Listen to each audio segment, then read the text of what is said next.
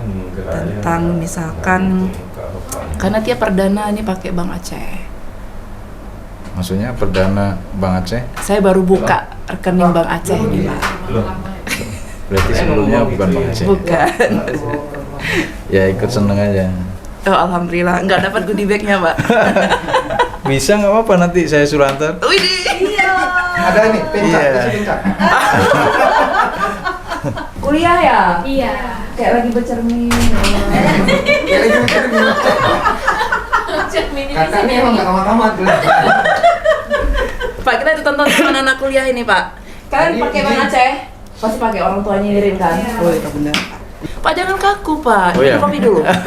Kita boleh ya Kaku. nanti sambil ngobrol itu minum kopi ya, Pak, ya. Sama. Iya. Pokoknya ingat aja waktu kita ngopi gitu, Pak. Mic-nya sudah oke. Kok gugup ya, Pak?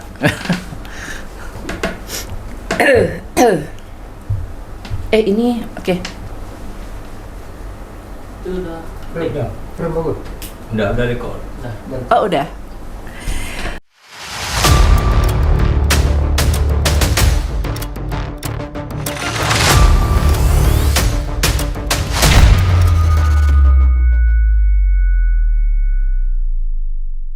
Selamat pagi, Assalamualaikum warahmatullahi wabarakatuh. Halo, Bapak Andi Purwito, ini langsung aja sih, langsung kenalan ya Pak ya. Waalaikumsalam warahmatullahi wabarakatuh.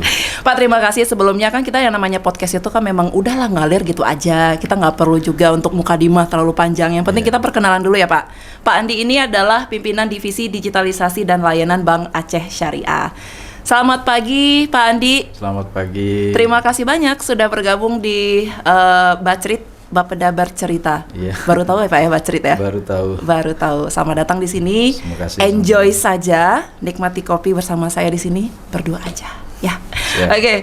Nah, untuk rekan pembangunan Aceh juga jangan lupa sebelum nonton sampai selesai untuk jangan lupa follow ya dan juga subscribe, share juga di akun medsos kami di Bapeda Aceh, ada di Facebook, Instagram, Twitter dan YouTube. Pak Andi udah nonton juga ya sebelumnya? Sudah nonton. Wih, Alhamdulillah. gimana keren nggak? Ya lumayan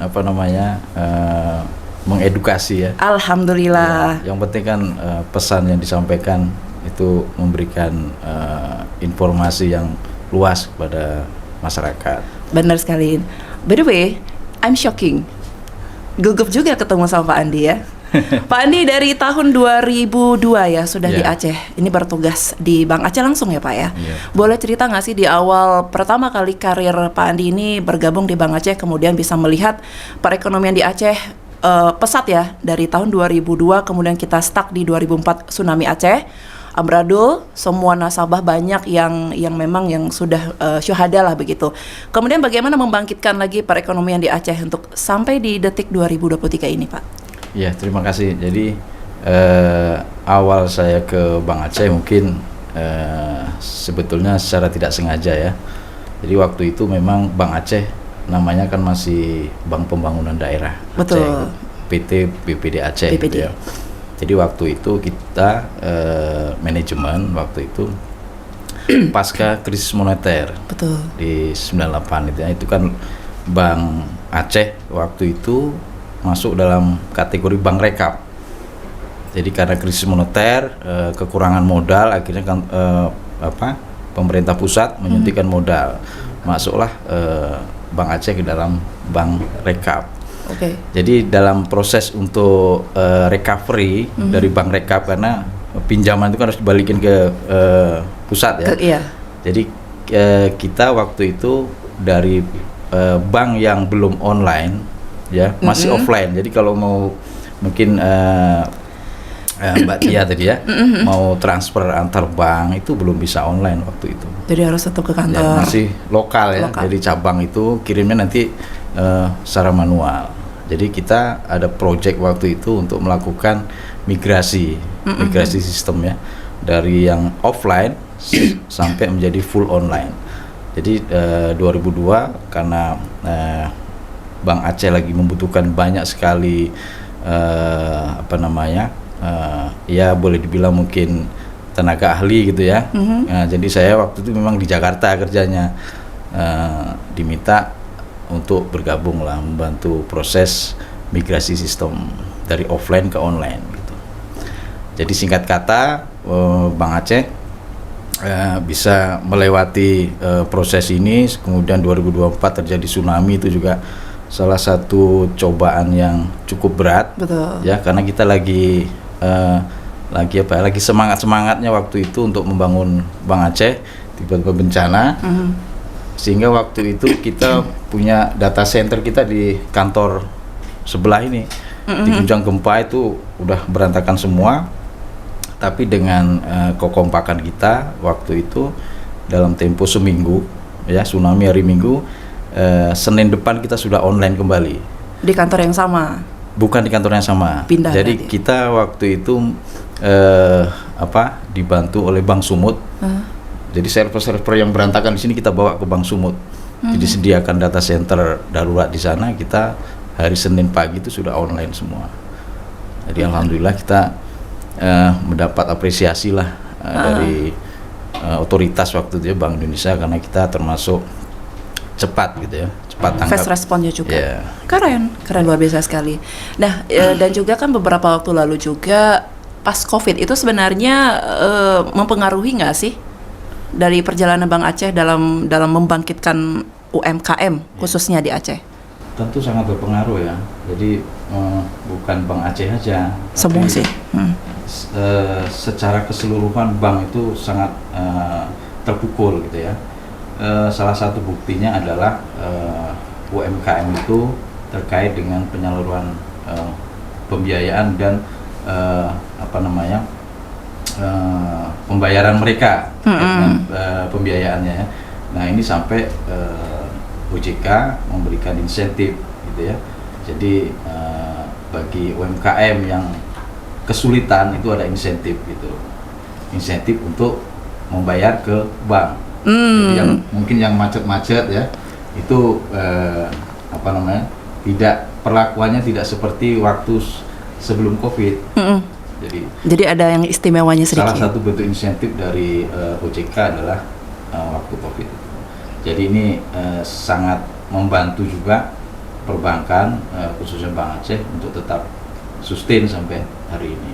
Wih, keren dong, keren banget malah ya.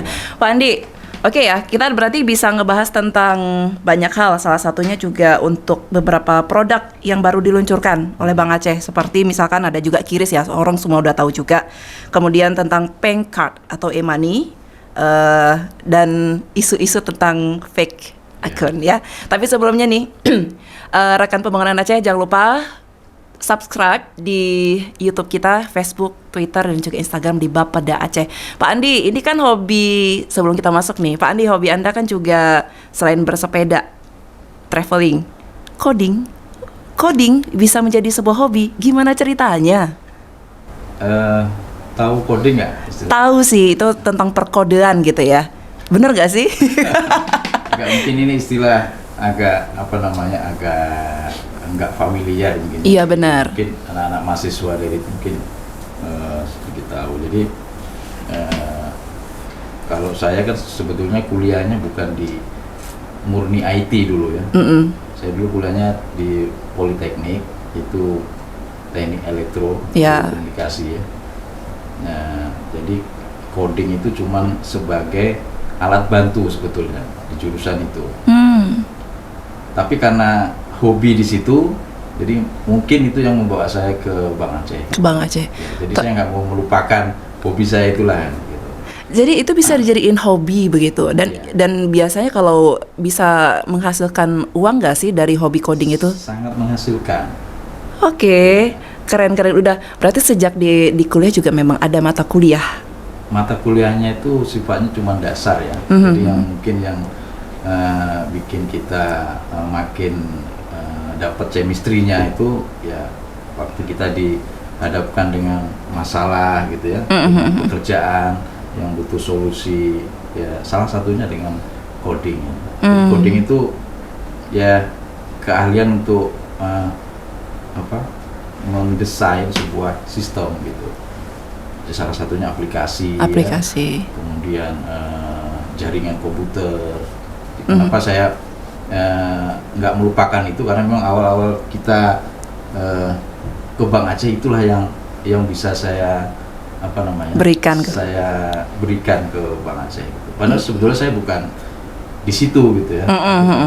Memang kita sudah mungkin menyatu dengan hobi itu. Ya, alhamdulillah ini bisa membawa saya sampai sekarang gitu. Wow, baiklah. Nih Pak Andi, kita tadi udah ngebahas tentang sedikit perkembangan perjalanan Bang Aceh dari Pak Andi di Aceh 2002 sampai sekarang. Nah, kita bicara tentang e-money deh, ya kan? Ya. Tentang Pengkat ya, Pengkat. Bagaimana melihat dari kegunaan, manfaat, dan juga apa yang benefit yang kita rasakan, yang kita dapatkan sebagai nasabah? Iya, Pengkat ini sebetulnya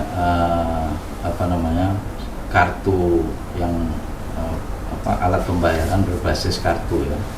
Dia sebetulnya card based, artinya dia harus ada alat tap-nya, ya. Kemudian harus support memang sesuai dengan, karena e-money ini banyak gitu. Kebetulan kita pakai e-money itu kerjasama dengan salah satu bank ya untuk berbagai pembayaran non tunai.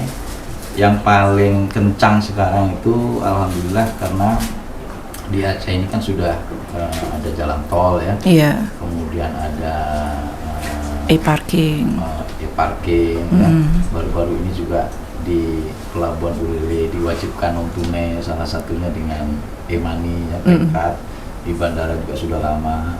Kemudian untuk alat-alat pembayaran ya di supermarket dan lainnya itu semua sudah lazim pakai e-money. Itu salah satunya Pengkat gitu.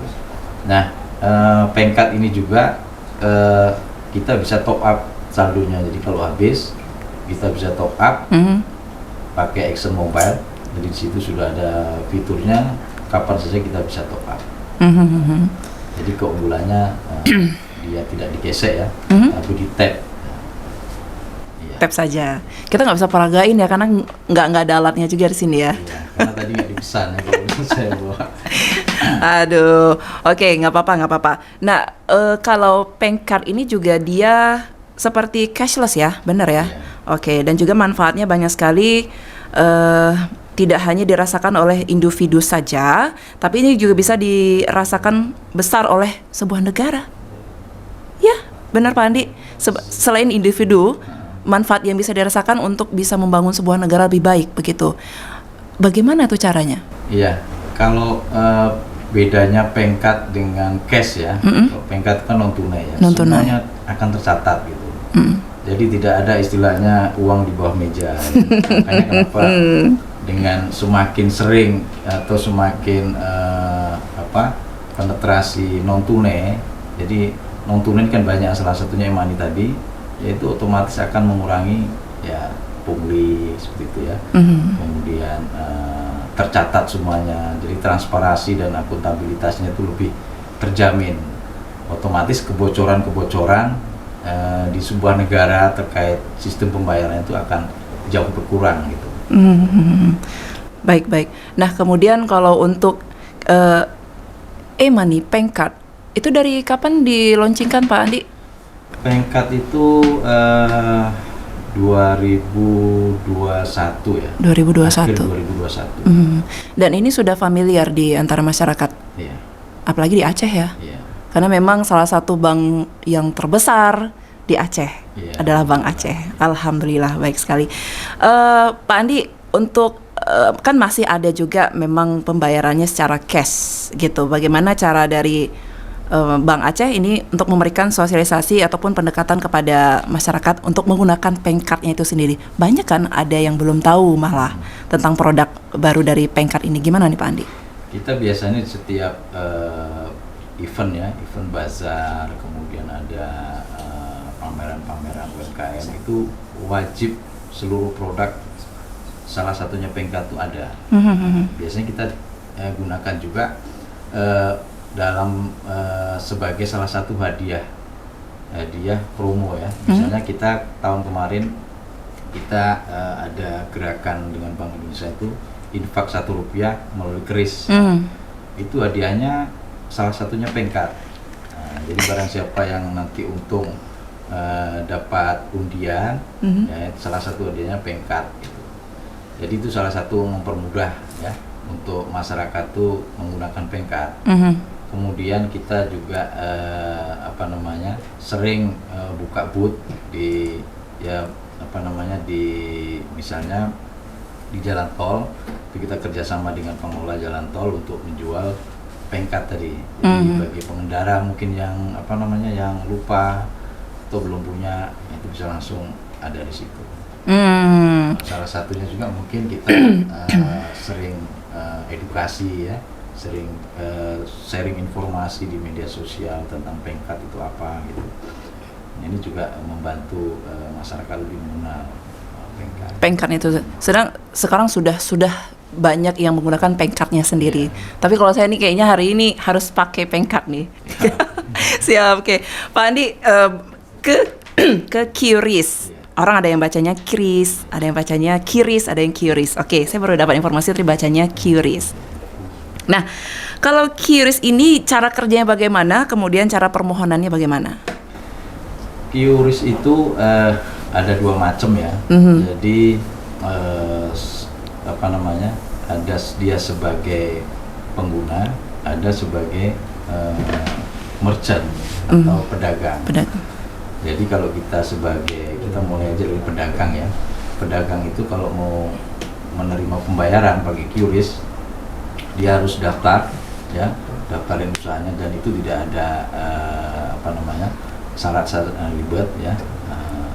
Baru buka usaha pun langsung minta dibukain QRIS juga bisa langsung. Dia nanti akan terdaftar, didata sama tim kita, akan dikeluarkan barcode-nya, dan dia harus punya rekening di Bank Aceh. Harus punya rekening. Karena semua transaksi nanti yang masuk lewat barcode QRIS itu akan ditampung di rekening pedagang itu yang di Bank Aceh. Oke, Pak, tapi yang masuk ke rekening Bank Aceh itu begitu mereka menariknya kembali itu nggak ada pemotongan sama sekali? Kalau sekarang itu QRIS itu ada beberapa kategori ya. Jadi ada yang untuk usaha mikro, itu nggak ada biaya, jadi masih 0%. Kemudian ada yang untuk usaha menengah, ya, usaha reguler, sampai dengan yang namanya public service. Jadi kayak perparkiran, itu nggak boleh ada biaya. Nggak ada boleh biaya tambahan yang lainnya. Kemudian masjid untuk sifatnya sosial itu juga nggak boleh ada biaya. Jadi kalau yang masalah biaya itu sebetulnya biayanya bukan dikenakan ke nasabah, tapi dikenakan ke merchantnya. Jadi ada persentase, misalnya kalau yang mikro itu 0% artinya nggak ada biaya. Jadi 100% itu uang pembayarannya akan diterima. Tidak ada potongan. Tapi kalau misalnya nih ya, jadi kita transparan aja, karena ekosistem QRIS ini kan melibatkan banyak pihak. Jadi untuk beroperasional sampai dia bisa menerima seluruh bank itu kan butuh interkoneksi ya. Makanya itu ada biaya operasional di sana yang ditetapkan sama Bank Indonesia. Misalnya di SPBU itu 0,4%. Nah, jadi setiap transaksi itu akan dipotong 0,4% untuk MDR-nya, istilahnya merchant discount rate-nya. Baik, kalau untuk QRIS ini juga bisa meminimalisir yang namanya penipuan ya? Oke, sama juga dengan fake akun. Kabarnya gimana itu Pak Andi? Banyak kan yang sekarang terjadi di digitalisasi. Mereka tinggal kirim link ke WhatsApp misalkan, kemudian kita disuruh klik, ternyata hilang. Soalnya punya pengalaman teman saya. Gimana ceritanya itu? Bagaimana kok bisa sih Bank Aceh sebesar itu? Ini kan pertanyaan orang ya Pak Andi. Kok bisa sih Bank Aceh sebesar itu tapi masih juga kecolongan sama cybercrime ini? Cerita gimana Pak? Iya, baik. Jadi kita ikut menyesalkan ya maraknya penipuan gitu di era digital ini, di era media sosial ini. Jadi semua akun-akun fake itu yang mengatasnamakan Bank Aceh itu memang betul-betul sangat menipu ya. Jadi makanya ini sebetulnya modusnya social engineering biasa gitu ya. sama kayak kita dulu seperti zaman belum ada smartphone mungkin ya, cukup di SMS gitu ya, di SMS bapak, ibu-ibu gitu kan, anak ibu kecelakaan misalnya, nah, kan terkejut nih ibunya, dia nggak berpikir lagi secara logis gitu, nggak cross check, padahal itu fake gitu ya, SMS itu fake, sehingga diminta untuk transfer. Rekening ya, ke sebuah rekening itu ke orang. Nah itu salah satu modusnya yang sebetulnya sama dengan era digital sekarang, cuman medianya beda gitu, medianya mungkin Instagram ya, WhatsApp, kemudian Telegram gitu, ada email juga, dan orang yang mendapatkan informasi fake itu tergantung orangnya juga. Kalau dia orang yang gampang shock gitu ya, misalnya dia sehari-hari sering belanja online gitu ya, Iya. Dapat kiriman yang APK misalnya, yang paket Anda sudah jalan, Betul. dia nggak berpikir ini lagi, jadi Gegabah. iya gegabah gitu ya. Jadi ini makanya tantangan digitalisasi Bank Aceh itu yang paling berat tuh di situ sebetulnya, karena itu sangat luas gitu, modusnya sangat banyak. Kita di sistem kita ya, di contohnya misalnya di Action ini kita sudah sangat well prepare ya, jadi kita security-nya juga sudah kalau di bank itu aplikasi mobile banking itu sudah berizin. Jadi kalau dari sisi security itu tidak secure, itu tidak akan dapat izin. Jadi seketat itu sudah diatur, dan insya Allah ini akan sangat aman untuk nasabah. Jadi kejadian-kejadian penipuan ini adalah memang murni si nasabah ini kurang hati-hati ya, dan mungkin dalam kondisi tertentu sehingga dia merasa terkejut. Jadi di Bank Aceh kita sudah upayakan untuk melakukan antisipasi ya, kita sudah melakukan edukasi baik di media sosial, di status WA, kemudian di spanduk juga kita udah pasang di seluruh kantor agar waspada, termasuk di media cetak. Intinya memang kewaspadaan ini sifatnya massal ya, jadi seluruh bank yang menghadapi masalah yang sama. Benar, tapi tadi Pak Andi bilang itu kan udah ketat sekali untuk penjagaannya, keamanannya. Tapi kan masih juga ada data dari nasabah yang kecolongan. Itu sebenarnya siapa sih yang bertanggung jawab atas fake akun itu? Yang korbannya ini adalah nasabah Bank Aceh, dan mereka sudah banyak yang melapor kan. Solusinya bagaimana? Kita sudah berkoordinasi ya dengan pihak kepolisian ya, salah satunya untuk menghalau gitu ya. Kita juga sudah melakukan report ke media sosial yang bersangkutan agar dia di take down. Ya, jadi kita melakukan report itu secara massal. Jadi seluruh insan Bank Aceh sudah kita perintahkan untuk take down, karena ini sifatnya memang dunia maya ini tidak bisa kita atur gitu ya. Mungkin kalau boleh saya sebut tuh yang paling trending itu kan di Instagram ya, itu yang paling menggoda lah, penggunanya paling banyak. Jadi kita tidak bisa mengontrol mereka gitu ya. Salah satu cara tadi itu kita melakukan report secara massal gitu, supaya dia di take down akun fake, sehingga nanti ke depan dia nggak akan muncul lagi. Tapi by the way, pengen tahu aja sih Pak Andi, uang yang hilang gara-gara ketidakhati-hatian tersebut, itu apakah bisa dikembalikan atau tidak? Kemungkinan besar akan tidak kembali. Hangus. Ya, karena biasanya itu di rekening bank lain. Di rekening bank. Sudah di luar kuasa Bank Aceh. Domainnya Bank Aceh. Tapi kalau masih di sama-sama rekening Bank Aceh, insya Allah aman gitu. Insya Allah aman. Tapi jarang gitu yang rekening tujuannya Bank Aceh. Ya, pasti kalau enggak e-money ya, mungkin bisa OVO, GoPay bentuknya gitu ya. Betul. Atau rekening bank lain. Nah ini memang, tapi kita sudah maksimalkan. Jadi setiap ada laporan kita akan surati bank tujuan untuk memblokir Rekening tersebut. tujuan yang dilaporkan. Nah, Oke. tapi sebatas itu. Hanya sebatas itu. Ah. Dan jika pun itu nasabahnya cepat melapor. Ya, kalau selamat belum ditarik sama pemilik rekening penipu itu ya, alhamdulillah masih selamat. Masih selamat. Ya. Oke. Kita di ending nih, ending podcast Pak Andi. Ada yang ingin disampaikan nggak sih pesan-pesan bagaimana biar tidak ada lagi korban-korban selanjutnya seperti teman saya itu? Iya, sebetulnya ini tidak kita harapkan ya. Ya. Tapi inilah kenyataannya gitu. Jadi penetrasi pengguna smartphone di Indonesia ya, khususnya di Aceh itu luar biasa besar. Terutama Android ya. Iya, iya. Memang rata-rata korbannya di Android. Smartphone. Ya. Bukan artinya ini Android jelek, enggak. Enggak. Tapi memang rata-rata di platform itu. Dan kalau Android itu kan semua aplikasi itu tokonya itu bisa banyak gitu kan. Kalau iOS kan satu ya, jadi screeningnya ketat gitu. Kalau Android itu bisa banyak tokonya. Ribuan, iya. Dan lebih lebih lunak dia.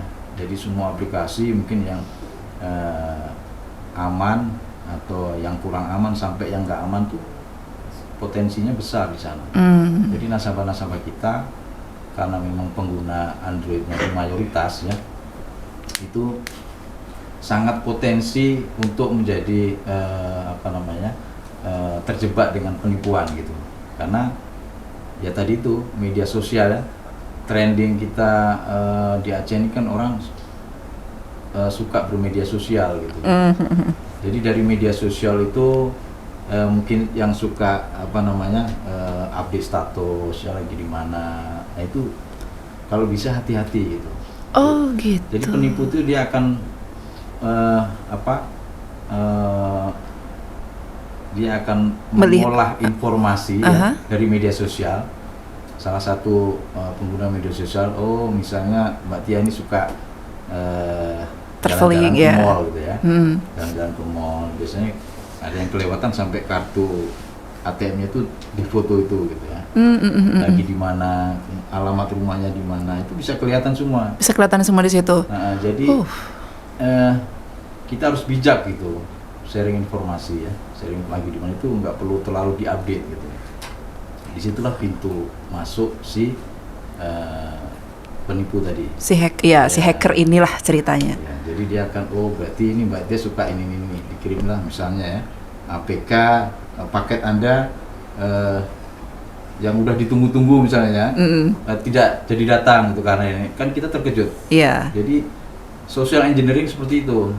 Jadi dia sebetulnya bukan menghack handphone yang enggak, data, tapi mengelabui tadi itu. Oh gitu. Memberikan ancaman dari sisi sosial dia gitu. Begitu nanti diklik, misalnya APK itu, biasanya dia nanti bisa baca SMS OTP ya, karena APK kan terinstall secara diam-diam. Kita nggak tahu. Jadi di situ mungkin ada password, ada email, ada foto KTP mungkin ya, ada mungkin foto PIN kartu ATM, sampai PIN segala macam. Nah itu jangan disimpan di dalam handphone.